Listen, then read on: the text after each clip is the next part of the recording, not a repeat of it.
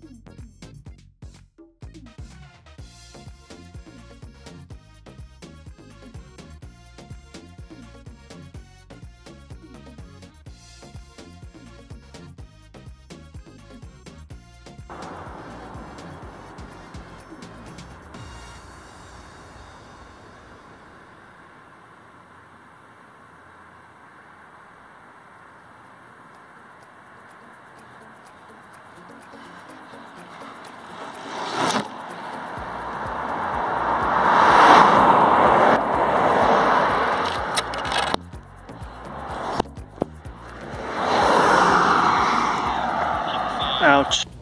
It's July 23rd, 2014, swim time. What up, you guys? It is still July 23rd. Just had a swim, 3,600 yards in the bag today. Pretty uneventful. You can see the workout here. Good swim, felt good. Shoulders weren't as tight as the other day. Yeah, and that's the workout for today. Did a little core strength and things this afternoon, evening, yeah, solid day. Tomorrow's going to be a solid day. I'm determined to get my butt outside on a trail for the run that I have tomorrow, because I have some trail shoes to check out. In fact, speaking of, I'm just wrapping up and publishing, which you can see right there, our review of the La Sportiva Bushido. Great trail running, mountain running shoe. In fact, this thing crushes. So check that out. You can check that out on Gearist.com right now, or just click right here. Anyway, I will see you tomorrow for my bike and run. See ya. What up, everybody? It is Brandon. It is July 24th, 2014. I am heading out for a run. I'm going today to Picture Rock, which is generally in that direction. By the way, that big peak you can see there, that is Long's Peak, 14,000 feet. Good times. And yeah, so today's run is what I would consider to be a step-up run. Now, a step-up run is something that I really, really enjoy doing because we all have kind of what I would consider to be heart rate creep anyway. And heart rate creep is to say that throughout the course of a run, what you'll feel is your heart rate will generally kind of try to climb a little bit on you. Part of that is that you feel this kind of need to up the intensity as you go, but part of it is that it just kind of creeps up there. So the trick today with this run, so the first 20 minutes are in zone 2, the second 20 minutes are in zone 3, and then 10 minutes in zone 4 up into zone 5 if I want to.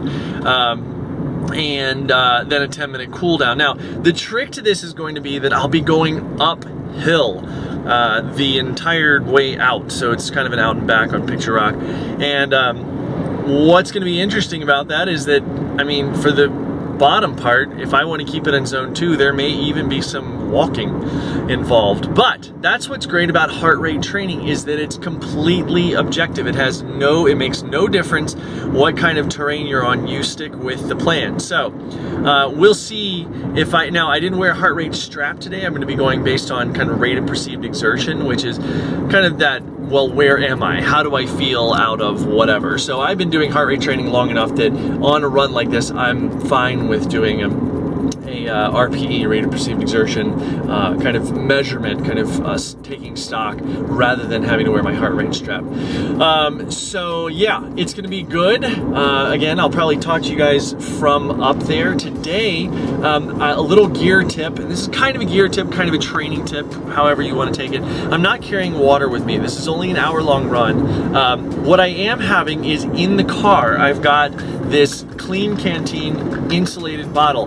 Now, what's great about this is that the water in here is ice water, completely cold. It's going to be freezing when I get back from the run, and this bottle will keep ice for, I think, close to 24 hours is what they advertise.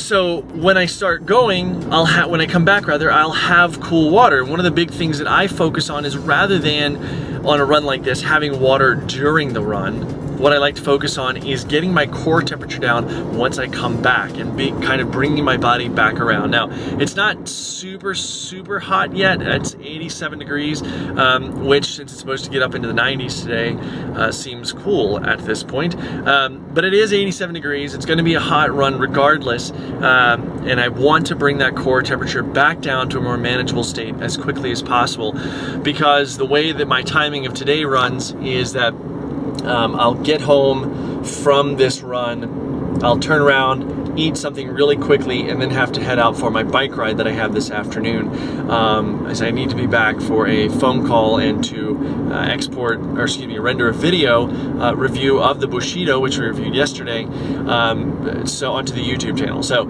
anyway, there's a lot going on. I've got a very compressed time in which to do all this stuff, so I'll probably film a little bit up on the mountain, not too terribly much, but I'll see you guys up there.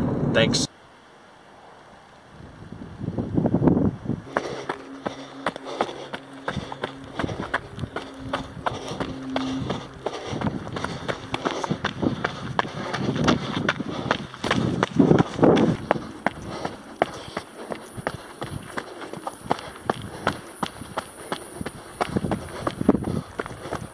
What up, y'all? So I'm almost at my halfway. Turn around about 2 minutes more that way. Pretty view, huh? It's beautiful out here. Anyway, I stopped because I think it was in the first or second one of these video diaries I told you guys I was going to explain why Picture Rock was called Picture Rock. And this is actually a great example. So this is actually one of the quarry sites that's at Picture Rock from years ago, 1870 and 1890. Was super kind of rapid growth in this area, and then by the 1900s, according to this sign, by the way, I'm reading a sign, by the 1900s, concrete began to replace stone. So in this area, you can still actually see some of the cuts and things like that. But the reason it's called Picture Rock is because Lyons Sandstone, which is the name of this rock, and Lyons is the town we're in, Lyons. Lyons Sandstone was created by massive sand dunes that were placed that wound up here millions of years ago, and then over time, as groundwater and everything seeped through the stone, what ended up happening was it kind of put these really cool patterns on a lot of the stone, and it's kind of difficult to see from here, but really beautiful patterns, making it kind of like pictures. And here on this sign you can see kind of the pictures right here that they're talking about. So and what's also really interesting is you can see this little pile of rocks here, and there's another one there. These are all tailings, if you will, kind of refuse from rocks that were deemed imperfect, that were quarried from this little area. So that's why it's called Picture Rock. Now, 2 minutes more here. I'm going to take you guys up here because this is such a gorgeous view right here. I just love it. And again, this is part of Heil, H-E-I-L, Heil Valley Ranch. And you can run all over this, and it's just really stunning to look at. I love it here. Definitely a favorite place to run. The downside is that it doesn't roll so much on the way up. It's just up. So the whole entire uphill or going out section is uphill. One of the challenges for me here in a second is going to be that, you know, I've had zone 2 for the first 20 minutes of this, zone 3 for the second 20 minutes, and in about 8 minutes I'll hit the part where I need to be in zone 4 or 5. By that time I will be going downhill, and on a trail like this, which can get a little rocky, I'll show you kind of, generally this is what some of the trail looks like. It's not super bad, and there are definitely smoother sections, but there are also sections where you're running over stuff that looks like that. The downside of that is caution and safety. Coming down the hill in zone 4 or 5 without breaking my neck is going to be a little challenging. So I just have to be really, really careful. And this is one of those times, you know, I talked last week about looking at the horizon when you're running. Don't do that on a trail like this. You will break your damn neck. So I have to be careful. That's it. So anyway, I will probably stop and talk to you guys again before I hit the 10-minute warm-up section. And if not, I'll see you at the bottom. See ya. Just finished the 10-minute hard section, zone 4 or 5. Turns out it's not so hard to get your heart rate up into zone 4 or 5. So now I have a 10-minute cool down. So I'm walking first couple minutes of it because that flipping hurt, man. God. Yeah. Don't really know what else to say. That just hurt. Anyway, a bike ride after I get home and get some lunch. And I'll probably talk to you then. I don't think I'll be... There's not really much else to say. That hurt. I did take a cool picture from the top of Picture Rock on Instagram, so follow me and Gearist on Instagram. You can follow me, which is at Iron Brandon Show, or on the Gearist is at the Gearist on Instagram. Also, just so you know, the shoe that I'm wearing today is the Mizuno Wave Hayate trail shoe. I wore it, I think, up here one of the last times I talked to you guys up here. Good shoe, really solid. I'm liking it. Nice compliment to the Hitogami. I'm trying to get this review done because we got a lot of other trail shoes to get to. So this is a really solid shoe, though. I like it. Anyway, I will talk to you later. What's up, friends? It's Brandon. It's still July 24th and about to head out for a ride. It's an hour easy ride. That's awesome. Again, recovery workouts are very, very necessary, so make sure you're doing them. It's 100 degrees outside, which is challenging, but that's okay. It's going to be a nice, easy ride. Not a lot to say about it. Yeah, that's it. See you at the end. What's up, guys? It's Brandon. I'm back from my ride.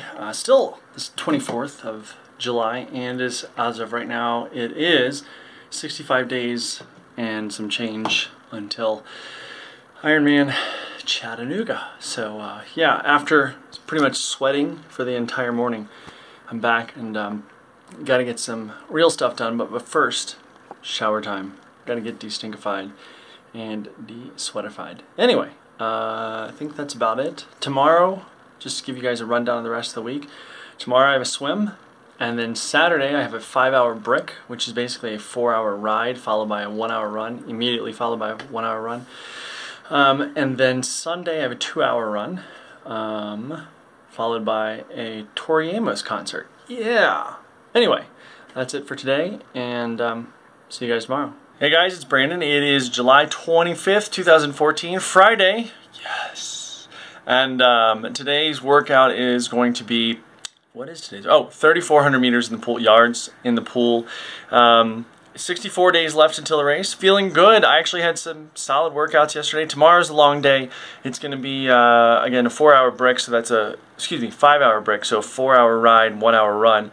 So that'll be tough. We'll see how that turns out. But anyway, yeah, I'm excited to get that workout on. So this is the last section of this video for this week, episode number 7 if I'm not mistaken, and I want to encourage you guys to please click on over to Gearist.com, check out all our reviews and everything, but also follow along with this process. I love the comments that we've been getting. It's so fantastic to hear from you guys. If you'd like to follow my training, you can do so. That button up there, my right-hand side, your left-hand side, at the very top, the orange thing, that's to follow me on Strava. Strava is the service that I am using to track all my training. So you guys can follow me there. It doesn't cost anything. There's a premium version, which I'm using, but to follow along and to upload your own workouts costs you Zippo. So check that out.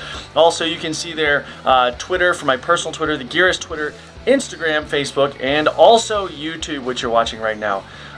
That's about it, guys. Thank you so much for watching, and I'll see you on the road tomorrow.